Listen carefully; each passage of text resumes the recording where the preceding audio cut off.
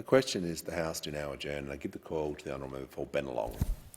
Thank you, Mr Speaker. I'd like to use this time today as an opportunity to voice the pleas and protests from members of the local Iranian community in my electorate of Bennelong. Following the death of 22-year-old Mahsa Amini whilst in the custody of morality police, Iranian women alongside men, the young, the elderly, those fed up with oppressive rules and a battered economy have faced bullets, tear gas and arrests in the last fortnight since protests began. Here are the facts as we know them. Mahsa Amini was a 22-year-old woman who lived in the Kurdish region of Iran and was visiting the capital Tehran with her family.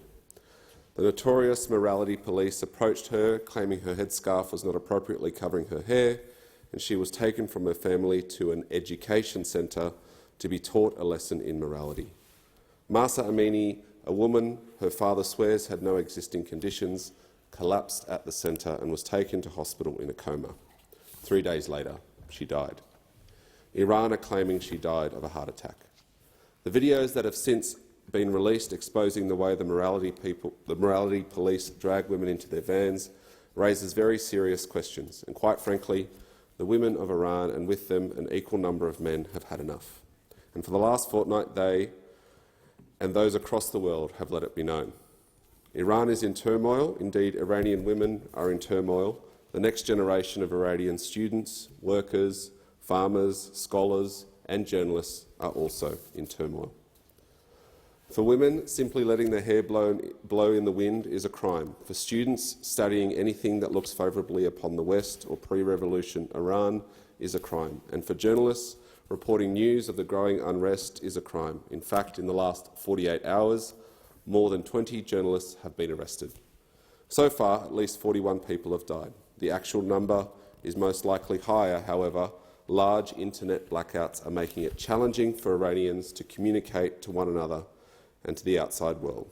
This is one of the largest protests in Iran's history. All protest comes at an enormous personal risk to Iran, but these latest protesters have done some unusually brave things. The courage they have shown is unprecedented. On the other side of the world, in my electorate of Bennelong, a culturally rich electorate with a strong, vibrant Iranian community, many are kept awake with fears for their families, their friends, and what they call their vatan, the Iranian word for homeland. For those in my community who may be suffering right now, I want to let you know that the Labor government is listening. Yesterday, the Minister for Foreign Affairs, Senator Wong, and the Minister for Women, Senator Gallagher, issued a statement condemning the violent crackdown in Iran, and I quote, "The Australian government condemns the deadly and disproportionate use of force against protesters in Iran following the tragic death of 22-year-old woman Mahsa Amini. We have raised concerns into the circumstances surrounding her death in custody with the Iranian Embassy in Canberra. Australia supports calls led by the Acting UN High Commissioner for Human Rights for a prompt, impartial investigation into Ms Amini's death by an independent body, which ensures her family has access to truth and justice, with those responsible held to account. We are alarmed by reports that dozens of people have been killed and many more injured, including teenagers, during heavy-handed measures Iranian authorities have implemented to crack down on ongoing protests. Australia supports the right of Iranian people to protest peacefully and calls on the Iranian authorities to exercise restraint in response to ongoing demonstrations. Reports of internet restrictions are also deeply troubling and suggest an effort to stifle freedom of expression.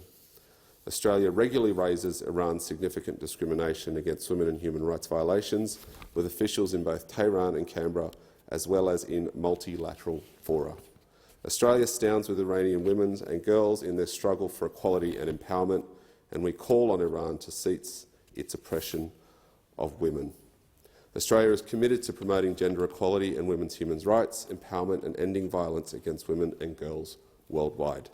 End quote. Mr Speaker, I've received letters, emails, social media messages that are clouded in desperation, many asking for hope, all asking for the stories of Iranians to be told by those who can. And today I say to those in my electorate, I can and will tell those stories in this place. I stand for my local Iranian community in Bennelong with their fears, their anger and their dismay. And I'll use my position and my time here today to speak for them to ensure that their message and that of their families is heard.